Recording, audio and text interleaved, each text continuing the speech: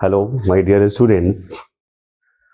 Today we are going to discuss about the articles. Articles means एक छोटा सा टुकड़ा.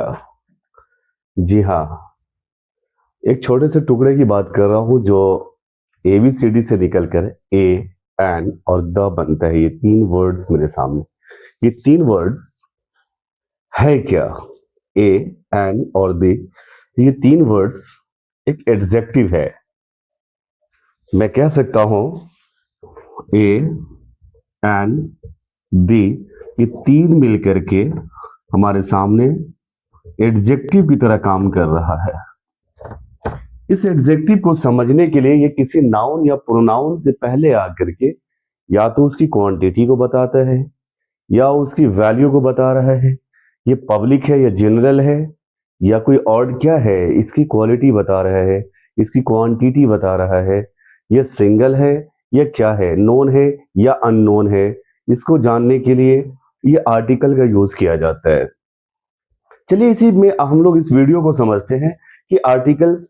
अभी तक हम लोगों ने जो पढ़ा वो ये चीज देखा कि आर्टिकल जो है वो यानी ए और एन हमेशा किससे पहले यूज होता है. तो पता ये चला ये क्वांटिटी बताने के लिए यूज होता है. बिल्कुल हाँ, ये क्वांटिटी बताने के लिए है. लेकिन इसको हमेशा जो यूज किया जाता है तो वो या तो वॉवेल से पहले यूज होता है या कॉन्सोनेंट से पहले इसको यूज नहीं किया जाता है. ये हमारा ओल्ड ट्रेडिशन है. चलिए इसको सही कॉन्सेप्ट क्या है. अगर आप सच में एक मॉडर्न इंग्लिश पढ़ना चाहते हैं और या फिर कोई कंपटीशन बेस की तैयारी करना चाहते हैं तो आइए इस चीज को हम समझते हैं कि आखिर है क्या ये. तो जैसे अब हमारे पास एक आर्टिकल्स है ए, एन और दी. इसको कभी कभी दो कंडीशन में पढ़े जाते हैं, या तो एक द पढ़ते हैं या फिर दी पढ़ते हैं. कब द पढ़ते हैं और कब दी पढ़ते हैं, इसके दो कंडीशंस हैं. अगर ये वर्ड वॉवेल लेटर से पहले, वॉवेल साउंड और लेटर से पहले जब आएगा तो इसको दी पढ़ेंगे. और अगर ये द अगर पहले कॉन्सोनेंट से पहले आता है तो द पढ़ेंगे. चलिए इस आर्टिकल्स को हमने दो पार्ट में बांटा है और ये दो पार्ट्स कौन है. एक है इनडेफिनाइट आर्टिकल्स. इनडेफिनाइट आर्टिकल्स ये शो करता है कि ये इनडेफिनाइट है, ये अननोन हो सकता है या फिर किसी और. ये शो कर रहा है कि इसको मैं नहीं जानता, ये कोई अननोन है.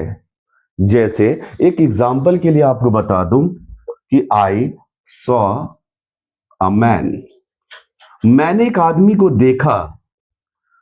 कौन था पता नहीं, लेकिन उस कॉर्नर पे एक आदमी था, उस मार्केट में एक आदमी था और हमने ये देखा कि वहां पर वो खड़ा हुआ था. मैं नहीं जानता हूं, लेकिन ये शो करता है कि आई सॉ अ मैन. ये किसके लिए आया है? अननोन के लिए आया है. किसके लिए यूज हो रहा है? अननोन आदमी है जिसको मैंने देखा. लेकिन वही जब बात आती है कि डिफिनाइट आर्टिकल्स, तो डिफिनाइट आर्टिकल्स ये फिक्स बताता है. जैसे मानकर चलिए द सन,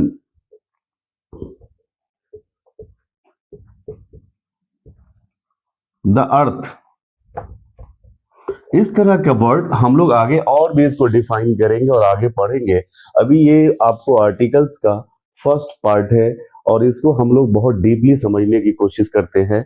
तो आइए ये डिफिनाइट आर्टिकल्स, ये हमेशा हम लोगों ने जो ओल्ड ट्रेडिशन में पढ़ा है कि हमारे पास अगर कॉन्सोनेंट आता है तो कॉन्सोनेंट से पहले यूज कर देना है. नहीं, अब हमको इसको थोड़ा सा लार्ज में पढ़ना है, थोड़ा सा डेप्थ में पढ़ना है, थोड़ा सा इसको और स्ट्रॉन्ग वे में पढ़ना है. और क्या है यहाँ पर इस वीडियो के थ्रू आप लोग देखेंगे अगर इस क्लास में तो पता चल जाएगा कि हम डेप्थ में कहां जा रहे हैं. अब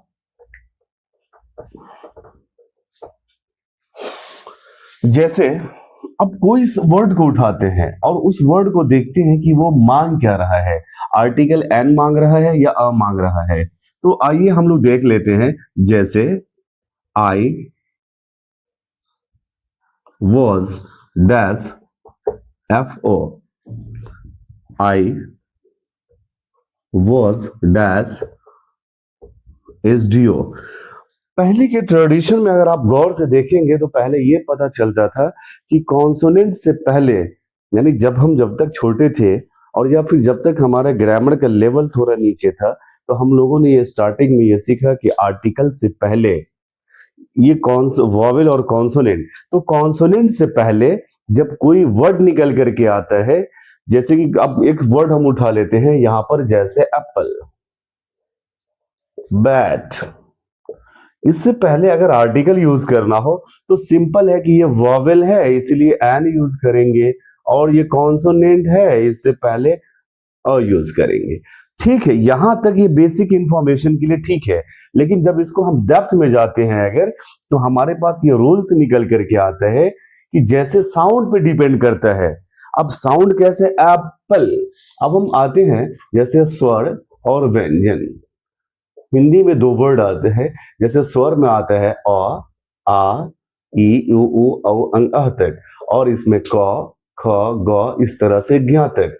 देखेंगे आप कि स्वर से पहले हमेशा एन को यूज किया जाता है, और ये व्यंजन से पहले अ यूज किया जाता है, जो कि एक्चुअली इसका ओरिजिनल साउंड है ये, और ये साउंड पे डिपेंड करता है।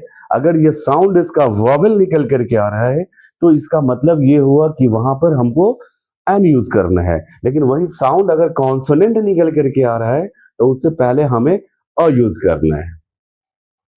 अब इसी वर्ड को देखते ही एग्जांपल जो मैंने लिखा था कि I was dash F O, अगर आप एफ ओ को अगर हिंदी में लिखने की कोशिश करेंगे तो एफ ओ इस तरह से हमारे पास सामने निकल करके आएगा।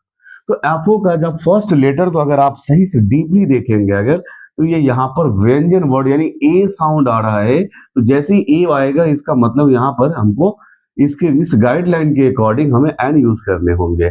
वहीं एस डी ओ के पास अगर आप आते हैं तो एस डी ओ, तो एस का फर्स्ट लेटर भी हमारे पास इसी तरह से कॉन्सोनेंट निकल के आ रहा है, तो ये एन एस डी ओ हो जाएगा।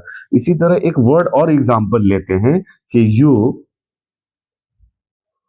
आर, अब यू आर, एक एग्जांपल को हम लोग थोड़ा सा डीपली में देखते हैं, जैसे आई एम डैश बॉय। अब आप देखेंगे फिर इसी तरह एक एग्जांपल लेते हैं, आई एम डैश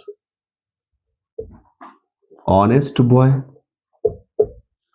अगर हम फिर लेते हैं I am dash very honest boy. अब ये तीन वर्ड मैंने उठाया, यहां पर सिर्फ हमने क्या देखा, एक बॉय है, एक लड़का है, और इसका फर्स्ट लेटर कॉन्सोनेंट आ रहा है, तो इसके अकॉर्डिंग हमने आर्टिकल अ यूज कर लिया। लेकिन यही अगर आते हैं तो ये बॉय है, और इसको इसकी इंफॉर्मेशन देने के लिए हमारे पास एक एडजेक्टिव निकल करके आ रहा है ऑनेस्ट, और ऑनेस्ट का फर्स्ट लेटर मेरे पास एच साइलेंट होता है, इसलिए ऑनेस्ट पढ़ते हैं, इसको क्या पढ़ते हैं, ऑनेस्ट। और साउंड निकल के आ रहा है, इसलिए हमने कहा कि यहाँ पर एन ऑनेस्ट कर दिया। लेकिन यही बॉय है, इससे पहले हमने एडजेक्टिव को देखा, और उससे पहले मेरे पास एडवर्ब आ रहा है, तो हमने इस एडवर्ब का फर्स्ट साउंड जो आता है वो वेरी, वेरी आ रहा है, यानी ये कॉन्सोनेंट साउंड निकाल रहा है। तो जैसे ही कॉन्सोनेंट साउंड निकालेगा हम यहाँ पर आर्टिकल फिर अ यूज कर देंगे। इससे ये पता चला कि ये ए एंड जो है ये कभी भी कॉन्सोनेंट पे और वॉवेल पे डिपेंड नहीं करता, ये उसके साउंड पे डिपेंड करता है। अगर इसके साउंड में अगर वॉवेल साउंड जैसे ही आएगा तो उससे पहले एन लग जाएगा, अगर इसके साउंड में पहले कॉन्सोनेंट आता है तो फिर इसमें अ लग जाएगा। इसका मोर इन्फॉर्मेशन आपकी दूसरी वीडियो में मिल जाएगा, अगर आप वहां पर देखेंगे अगर, तो इसका मोर एक्सप्लेनेशन भी दूसरी वीडियो में किया गया है। आप चैनल को सब्सक्राइब जरूर कर लें, फॉलो कर लें, और कमेंट्स करके जरूर बताएं कि आपको ये क्लास कैसा लगा। Thank you.